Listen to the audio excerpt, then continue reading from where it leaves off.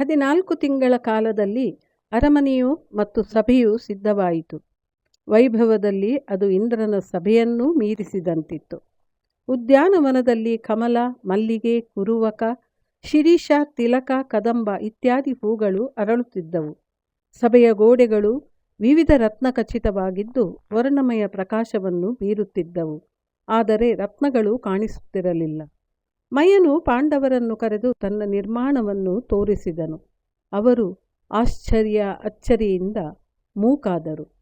ಅನಂತರ ಮಯನು ಅರ್ಜುನನನ್ನು ಆಲಿಂಗಿಸಿಕೊಂಡು ಪಾಂಡವರಿಗೆ ಶುಭ ಕೋರಿ ಅವರನ್ನು ಬೀಳ್ಕೊಂಡು ಹೊರಟನು.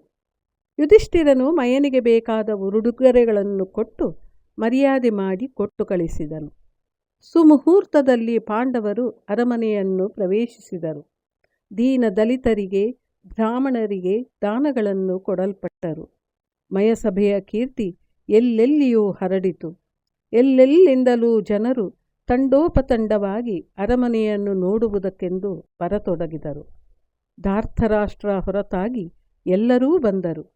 ಸಾತ್ಯಕಿ, ಯೂಧಾರಂತಹ ಎಷ್ಟೋ ರಾಜಕುಮಾರರು ನೋಡುವುದಕ್ಕೆಂದು ಬಂದವರು ಅರ್ಜುನನ ಹತ್ತಿರ ಧನುರ್ವಿದ್ಯೆಯನ್ನು ಕಲಿಯುವುದಕ್ಕೆಂದು ಇಂದ್ರಪ್ರಸ್ಥದಲ್ಲಿ ಉಳಿದರು. ಪಾಂಡವರ ಸುಖವು ಹೇಳತೀರದಾಗಿತ್ತು. ಸುಭದ್ರೆ ಅಭಿಮನ್ಯುವಿನ ತಾಯಿ. ದ್ರೌಪದಿಯು 5 ಉಪಪಾಂಡವ ತಾಯಿಯಾದಳು.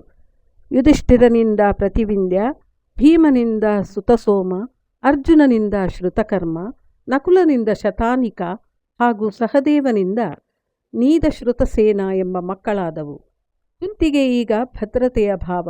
ಅರಗಿನ ಮನೆಯಿಂದ ತಪ್ಪಿಸಿಕೊಂಡ ಹಾಗೂ ಏಕಚಕ್ರಾನಗರದ ಭಿಕ್ಷಾಟನೆಯ ದಿನಗಳನ್ನು ಅವಳು ಜ್ಞಾಪಿಸಿಕೊಳ್ಳುವಳು.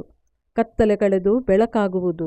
ಈಗ ತಾವುಗಳೆಲ್ಲರೂ ದುರ್ಯೋಧನ, ಶಕುನಿ ಮುಂತಾದ ದುಷ್ಟರಿಂದ ಕ್ಷೇಮವಾಗಿ ದೂರವಾಗಿರುವೆವು ಎಂದು ಸಮಾಧಾನ ಪಟ್ಟುಕೊಳ್ಳುವಳು. ಆದರೆ ಈ ಶಾಂತಿಯು ಕೇವಲ ಬರಲಿರುವ ಬಿರುಗಾಳಿಯ ಮುಂಚಿನ ನಿಶ್ಚಲತೆ ಎನ್ನುವ ಮುಂದಿನ ಅರಿವು ಯಾರಿಗೂ ಇರಲಿಲ್ಲ. ಕೆಲವೇ ತಿಂಗಳುಗಳಲ್ಲಿ ಪುನಃ ಪಾಂಡವರು ಭೂಮಂಡಲವೆಲ್ಲ ಸುತ್ತಲಿರುವರು. ದುರಂತ ನಾಟಕದ 3ನೆಯ ಅಂಕ ಪ್ರಾರಂಭವಾಗಲಿರುವುದು. ಬದುಕಿನ ಮುನ್ನಡೆಯಲ್ಲಿ ಕೆಲವು ಘಟನೆಗಳು ಮೈಲುಗಲ್ಲುಗಳಾಗಿ ನಿಲ್ಲುವುವು.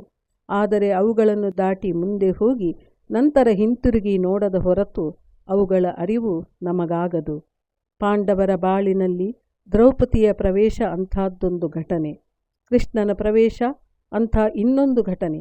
ಮುಂಬರುವ ನಾರದರ ಪ್ರವೇಶವೂ ಅಂಥದ್ದೇ ಇನ್ನೊಂದು ಘಟನೆಗಳಿರುವುದನ್ನು ಯಾರು ತಾನೇ ಅರಿಯಬಲ್ಲರು? ಒಂದು ದಿನ ಯುಧಿಷ್ಠಿರನ ಆಸ್ಥಾನಕ್ಕೆ ನಾರದರು ಬಂದರು. ದ್ರೌಪದಿ, ಪಾಂಡವರೆಲ್ಲರೂ ನಮಸ್ಕಾರ, ಅತಿಥಿ ಸತ್ಕಾರವನ್ನೆಲ್ಲ ಮಾಡಿ ಪ್ರೀತಿಯಿಂದ ಬರಮಾಡಿಕೊಂಡರು. ಮಗುವು ತನ್ನ ಗೊಂಬೆಯನ್ನು ತೋರಿಸುವ ಹಾಗೆ ಯುಧಿಷ್ಠಿರನು ತನ್ನ ಮಯನಿರ್ಮಿತವಾದ ಆಸ್ಥಾನವನ್ನು, ಸಭೆಯನ್ನು ತೋರಿಸಿದನು. ನಾರದರು, ಮಯನಿರ್ಮಿತವಾದ ಸಭೆಯನ್ನು ಕೇಳಿದ್ದೆ, ಆದರೆ ಈಗ ನೋಡುವಂಥದ್ದಾಯಿತು ಎಂದು ಹೇಳಿದರು. ಇದು ಮುಂದಿನ ಭಾಗದಲ್ಲಿ ಮುಂದುವರಿಯುತ್ತದೆ.